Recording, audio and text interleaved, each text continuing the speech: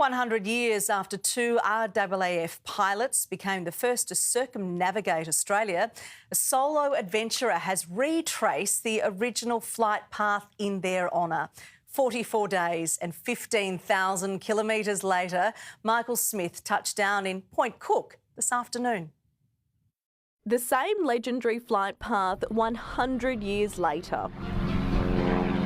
Today, at the exact time as his predecessors, solo aviator Michael Smith touched down after 44 days in the sky. It's nice to not just land on the day, but to the minute. Retracing the path of pioneering pilots Stanley Goebel and Ivor McIntyre, who completed the first circumnavigation of Australia by air in 1924. Look, I could have flown around the country in 2 weeks if I was in a rush, but I wanted to do the original 44 days. The adventurer's journey began the same way it ended at the RAAF base in Point Cook, following the original anti-clockwise route along the Australian coastline, covering off more than 15,000 kilometres. It's spectacular, and I've now seen every inch of this coast. The original trip made headlines across the globe, labelled at the time as the finest in the history of aviation.